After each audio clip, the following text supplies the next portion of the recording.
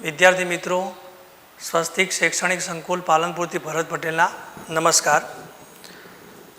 હવે વિદ્યાર્થી મિત્રો, અગાઉના લેક્ચરમાં આપણે ડિસ્કવરી ઓફ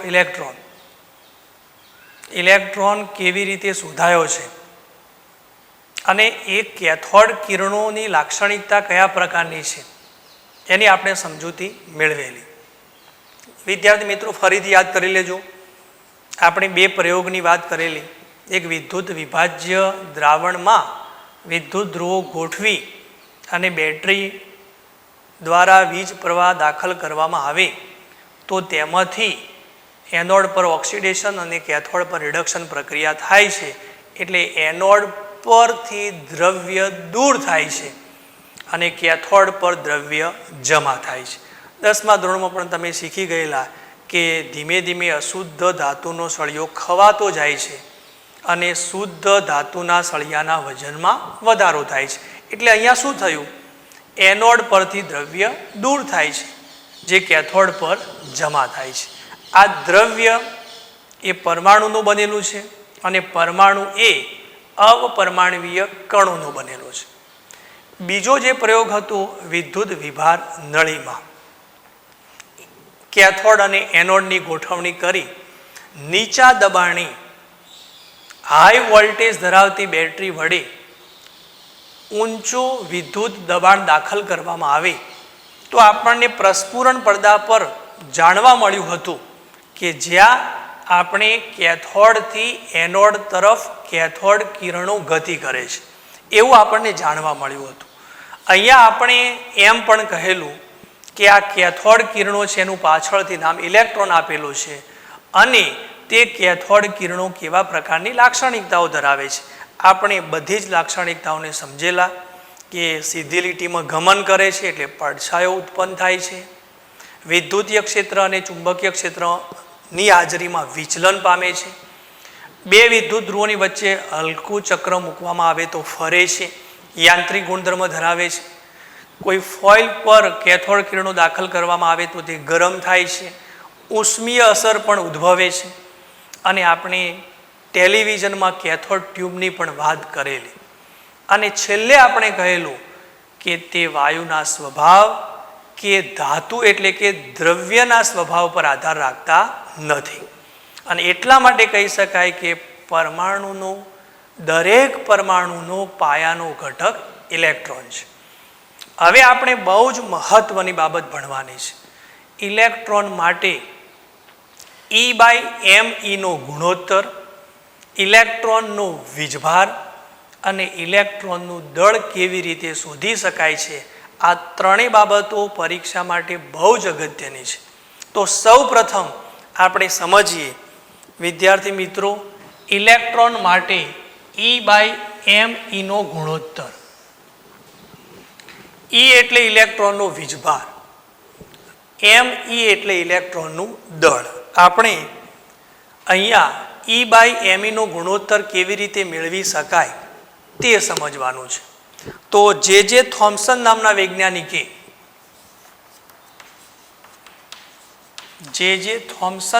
વૈજ્ઞાનિકે મેં તમને અગાઉ પણ કહેલું કે ઇલેક્ટ્રોનની શોધ કરનાર વૈજ્ઞાનિક જે થોમ્સન છે, માઇકલ ફેરાડે નહીં, કારણ કે માઇકલ ફેરાડે ઇલેક્ટ્રોન શબ્દ વાપરેલો નહીં. જે થોમ્સન નામના વૈજ્ઞાનિકે અહીંયા આપણે અગાઉનો જે પ્રયોગ છે એ જ સમજવાનો પ્રયત્ન કરીએ છીએ. આ વિદ્યુત વિભાર નળી છે. અહીંયા જે ગોઠવણી કરેલી છે તેને આપણે એનોડ તરીકે ઓળખીએ છીએ. આ કેથોડ છે, કેથોડ ઋણ ધ્રુવ. આ એનોડ છે, એનોડ એટલે ધન ધ્રુવ અને તેને હાઈ વોલ્ટેજ ધરાવતી બેટરી સાથે જોડેલો છે. પ્લસ એટલે એનોડ, માઇનસ એટલે કેથોડ. અહીંયા વિદ્યુત વિભાર નળીમાં આપણે નળીની અંદરની બાજુએ પ્રસ્ફુરણ પડદો લગાવેલો છે અને એ પ્રસ્ફુરણ પડદો શાનો બનેલો છે? ઝિંક સલ્ફાઇડનો. એનું કાર્ય શું? તો પ્રસ્ફુરણ પડદા પર કોઈ કણ અથડાય ત્યારે ઝબકારો દેખાય છે. હવે વિદ્યાર્થી મિત્રો ખાસ સમજી લેજો, આપણે કહેલું હાઈ વોલ્ટેજ ધરાવતી બેટરી વડે વીજ પ્રવાહ દાખલ કરો તો કેથોડથી એનોડ તરફ કેથોડ કિરણોનું વહન થાય છે, અને એ પણ સીધી લીટીમાં. કારણ કે ઋણ વીજભારિત કણો એટલે કે ઇલેક્ટ્રોન, હવે આપણે શબ્દ વાપરીશું ઇલેક્ટ્રોન, કેથોડથી એનોડ તરફ ગતિ કરે છે સીધી લીટીમાં. અહીંયા ખાસ હવે આપણે જે સમજવું છે તે જે થોમ્સન નામના વૈજ્ઞાનિકે કહેલું, અહીંયા વિદ્યુતીય ક્ષેત્રની અસર લાગુ કરવામાં આવે. વિદ્યુતીય ક્ષેત્રની અસર આ ધન ધ્રુવ છે, આ ઋણ ધ્રુવ છે. આ જે કિરણો નીકળે છે, આ જે ઇલેક્ટ્રોન નીકળે છે તેનો વીજભાર કેવો છે? ઋણ. ઋણ વચ્ચે અપાકર્ષણ થાય છે, ઋણ અને ધન વચ્ચે આકર્ષણ થાય છે. એટલે આ જે કિરણ હતું, આ જે ઇલેક્ટ્રોન છે તે આપણને બિંદુ એ પર દેખાશે. વિદ્યુતીય ક્ષેત્રની હાજરીમાં કેથોડ કિરણોનું વિચલન થાય છે. ઇલેક્ટ્રોન સીધી લીટીમાં ગમન પામશે નહીં. વિદ્યુતીય ક્ષેત્રની હાજરીમાં એ બિંદુ એ આગળ આપણને ઝબકારો દેખાય છે. એનો અર્થ કે ધન ધ્રુવ પર શું થયું છે? વિચલન. એના આધારે પણ કહી શકાય કે ઇલેક્ટ્રોનનો વીજભાર કેવો છે? ઋણ. હવે નીચેની બાજુએ આપણે અહીંયા જે ઇલેક્ટ્રોનના કિરણો પસાર થાય છે ત્યાં ચુંબકીય ક્ષેત્ર લાગુ કરવામાં આવે. તો ચુંબકીય ક્ષેત્રમાં ધન અને ઋણ નથી આવતું, નોર્થ અને સાઉથ એન અને એસ આવે છે. દાખલા તરીકે આ એન છે, એન ધ્રુવ, અને આ એસ ધ્રુવ છે. હવે ચુંબકીય ક્ષેત્ર તમે નીચેની તરફ લાગુ કર્યું છે, ચુંબકીય ક્ષેત્ર નીચેની તરફ લાગુ કર્યું છે એટલે ઇલેક્ટ્રોનનું વિચલન થઈ પ્રસ્ફુરણ પડદા પર બિંદુ સી પર આપણને ઝબકારો દેખાશે. એનો અર્થ કે ઇલેક્ટ્રોનનું વિચલન અહીં પણ થયું છે.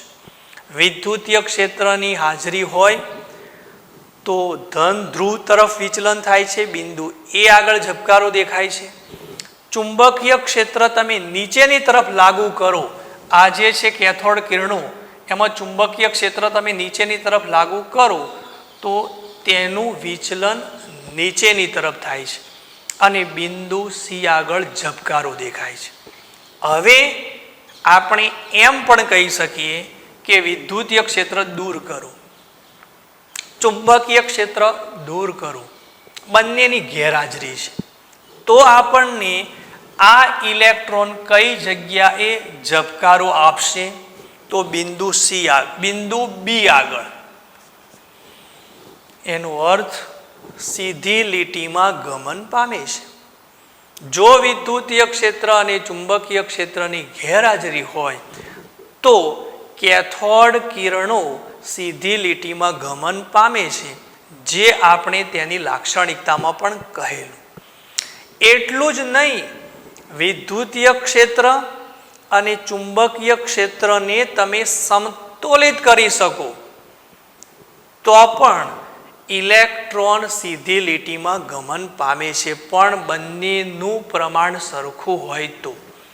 વિદ્યુતીય ક્ષેત્ર અને ચુંબકીય ક્ષેત્રની માત્રા સરખી હોય તો પણ ઇલેક્ટ્રોન વિચલન પામશે નહીં, સીધી લીટીમાં ગમન પામે છે.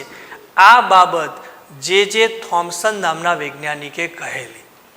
હવે જે થોમ્સન નામના વૈજ્ઞાનિકે કેટલીક બાબતો છે એ ગણતરીપૂર્વક કેટલાક પ્રયોગોને અંતે અને ગણતરીને અંતે એને જણાવ્યું કે E/me નો ગુણોત્તર ઇલેક્ટ્રોન માટે E/me નો ગુણોત્તર આપણને 1.758820 ગુણાકારમાં 10⁻11 કુલમ્બ ઇન્ટુ કિલોગ્રામ ઇન્વર્સ, આટલો જવાબ આપણને આ ગણતરીને આધારે મળે છે. કેવી રીતે? તો કે વિદ્યુતીય ક્ષેત્ર અને ચુંબકીય ક્ષેત્રની જે માત્રા છે એ માત્રાને આધારે તેનું વિચલન કેટલું થાય છે એ વિચલન અને માત્રાની ગણતરી કરી અને તેને E/me નો ગુણોત્તર આટલો મેળવ્યો છે. હવે તેના આધારે આપણે એમ કહી શકીએ કે અહીંયાથી આપણને જે ઇલેક્ટ્રોન મળ્યો છે આ ઇલેક્ટ્રોન એના વિચલનની માત્રા કોના પર આધાર રાખે છે એ પણ ખાસ વિદ્યાર્થી મિત્રો સમજી લેજો. વિચલનની માત્રા ઇલેક્ટ્રોનનું વિચલન કોના પર આધાર રાખે છે? અહીંયા આપણે કહ્યું છે કે વિદ્યુતીય ક્ષેત્ર અને ચુંબકીય ક્ષેત્ર લાગુ કરો તો ઇલેક્ટ્રોનનું વિચલન થાય છે, પણ આ વિચલનની માત્રા કોના પર આધાર રાખે છે એ આપણે ખાસ સમજવું પડશે. એક બાબત છે વીજભારની માત્રા પર. વીજભાર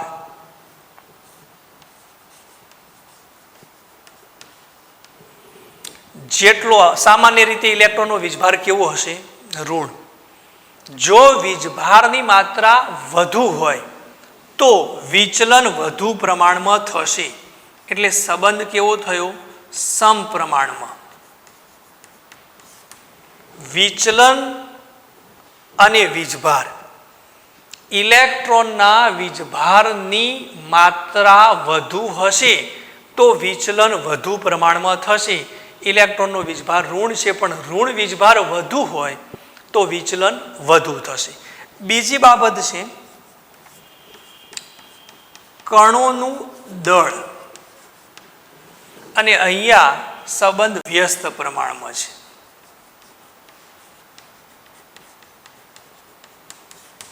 એટલે એમ કહી શકાય કે કણોનું દળ વધુ હોય તેમ વિચલન ઓછા પ્રમાણમાં થાય. હલકા કણો હોય તો વિચલન વધુ પ્રમાણમાં થાય. એટલે દળ અને વિચલન વચ્ચે વ્યસ્ત પ્રમાણમાં સંબંધ છે.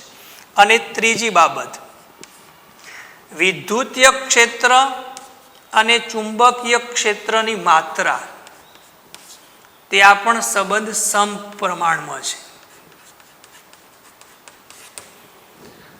જો વિદ્યુતીય ક્ષેત્ર અને ચુંબકીય ક્ષેત્રની માત્રા વધુ હોય તો આ જે કેથોડ કિરણો અથવા ઇલેક્ટ્રોનનું વિચલન થાય છે તે વધુ પ્રમાણમાં જોવા મળે છે. અહીંયા વિચલન વીજભાર અને ચુંબકીય ક્ષેત્ર અથવા વિદ્યુતીય ક્ષેત્રની માત્રાના સમપ્રમાણમાં અને કણોનું જે દળ છે એના વ્યસ્ત પ્રમાણમાં છે. એટલે આના આધારે આપણે અહીંયા જે બાબત સમજવાની હતી કે E/me નો ગુણોત્તર કેવી રીતે સમજાવી શકાય એ જે થોમ્સન નામના વૈજ્ઞાનિકે આ વિચલનની માત્રા, વિચલન કેટલા પ્રમાણમાં થાય છે, વિદ્યુતીય ક્ષેત્ર અને ચુંબકીય ક્ષેત્રની પ્રબળતા અને વિચલન, આ બંનેની ગણતરી વારંવાર કરી અને તેને E/me નો ગુણોત્તર મેળવ્યો છે. આ વિદ્યાર્થી મિત્રો ખાસ યાદ કરી લેજો, કારણ કે આપણને થિયરીમાંથી સૈદ્ધાંતિક મૂલ્ય મળ્યું છે એટલે તેને નોટ કરવું અને યાદ રાખવું ખૂબ જરૂરી છે. E/me ઇલેક્ટ્રોનનો વીજભાર છે, એનો એકમ કુલમ્બ છે અને દળ માટે એકમ છે કિલોગ્રામ. એટલે આનો E/me ઇલેક્ટ્રોનનો વીજભાર અને દળનો ગુણોત્તર એનો એકમ થશે કુલમ્બ ઇન્ટુ કિલોગ્રામ ઇન્વર્સ. હવે અહીંયા આપણે એક બાબત સમજી લીધી છે કે જે થોમ્સન નામના વૈજ્ઞાનિકે ઇલેક્ટ્રોન માટે E/me નો ગુણોત્તર મેળવ્યો છે, પરંતુ ત્યાર પછી આપણે ઇલેક્ટ્રોનનો વીજભાર કેવી રીતે નક્કી થાય છે એ સમજવો છે. ઇલેક્ટ્રોનનો વીજભાર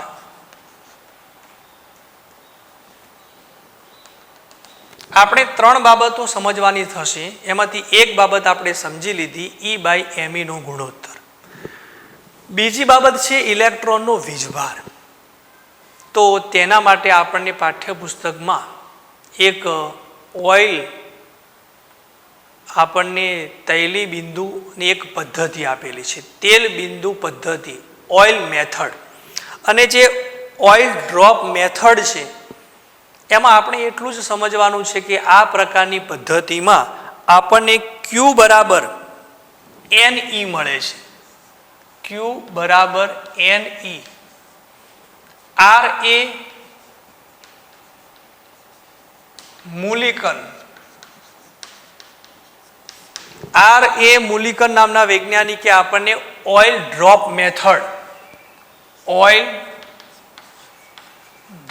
મેથડ સમજાવી છે. અને તે મેથડમાં તેલ બિંદુ પદ્ધતિ, ઓઇલ ડ્રોપ, અને એમાં Q બરાબર NE આ પ્રકારનું સૂત્ર આપેલું છે. એટલે Q બરાબર આપણે એમ કહીએ છીએ તૈલી બિંદુ અથવા તેલ બિંદુ પરનો ભાર.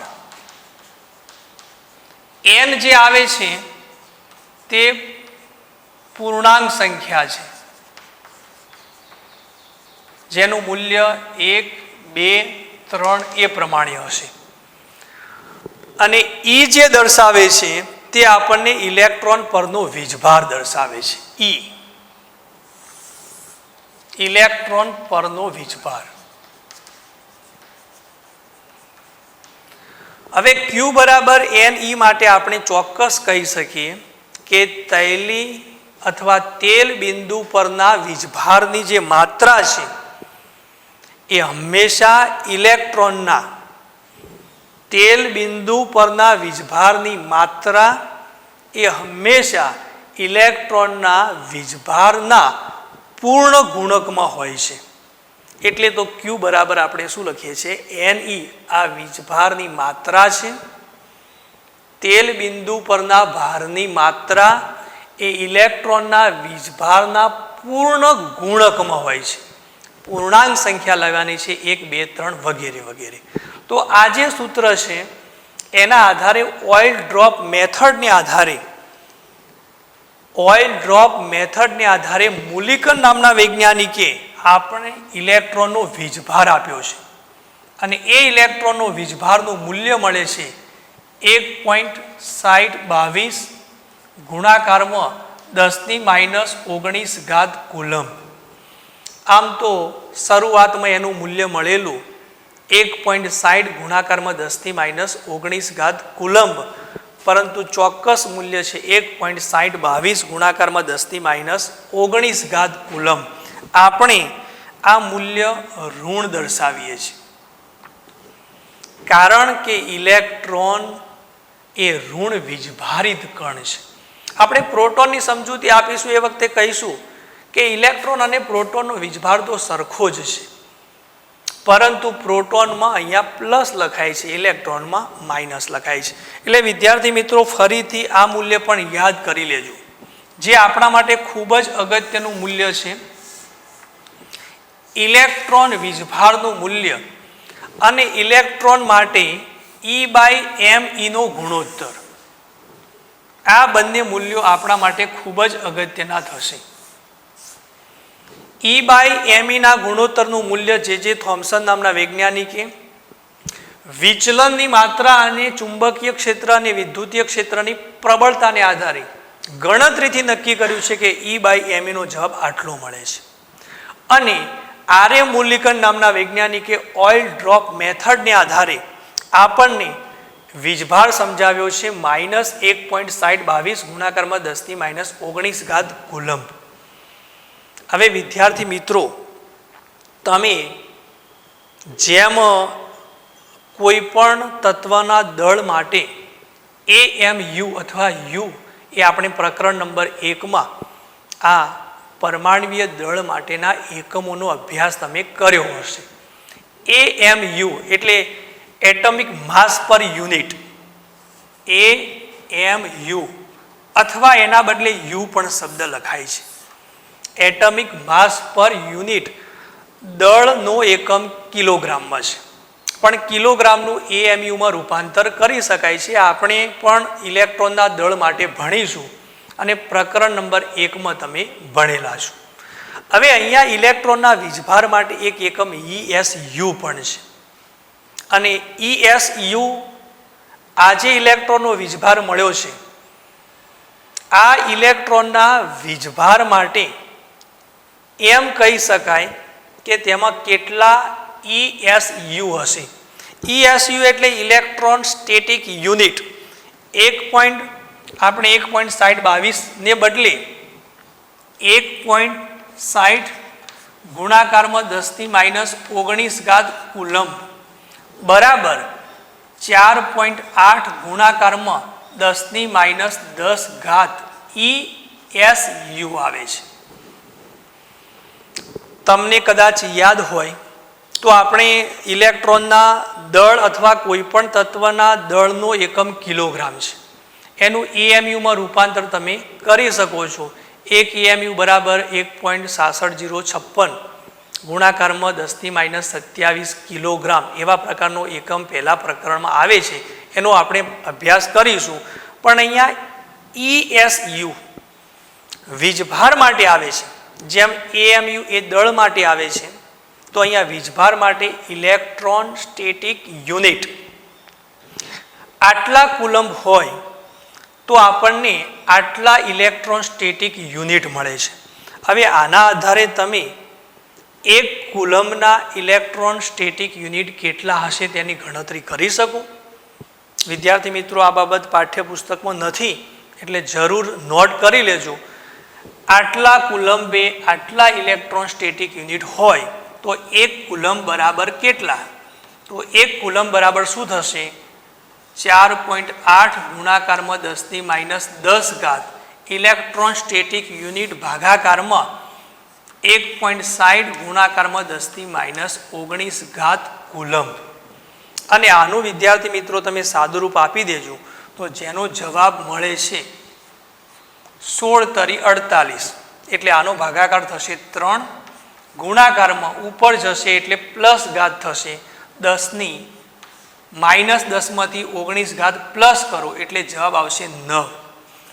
એક કુલમ્બ બરાબર 3 ગુણાકારમાં 10⁹ ESU ઇલેક્ટ્રોન સ્ટેટિક યુનિટ. આ પણ નોટ કરી લેજો.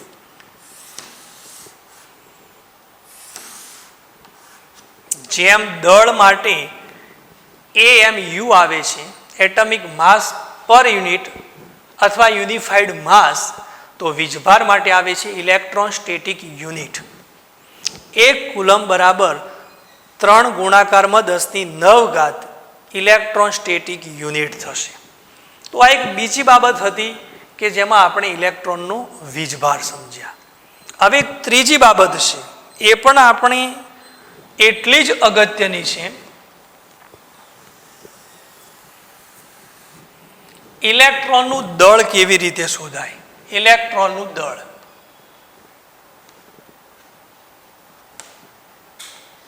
જેને આપણે ME તરીકે ઓળખીએ છીએ.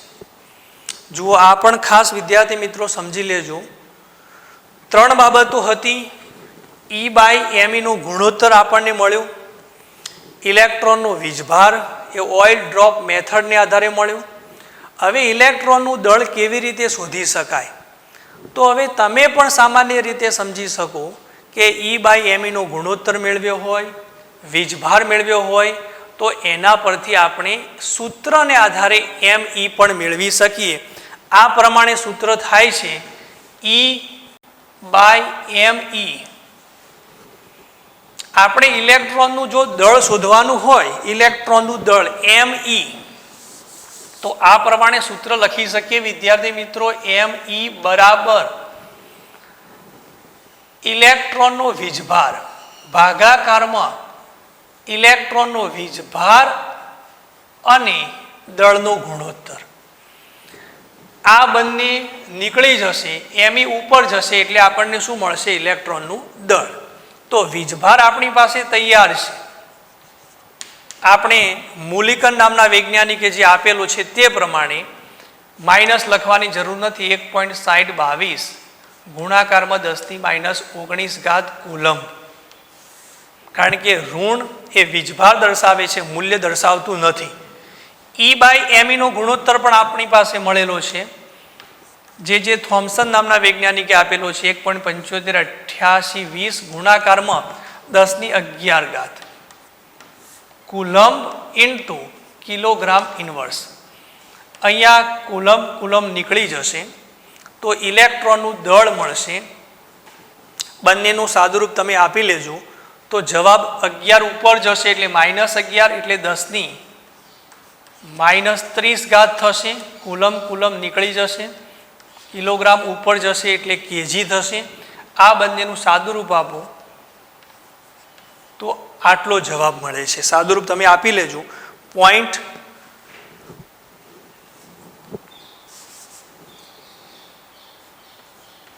આટલો જવાબ મળે છે.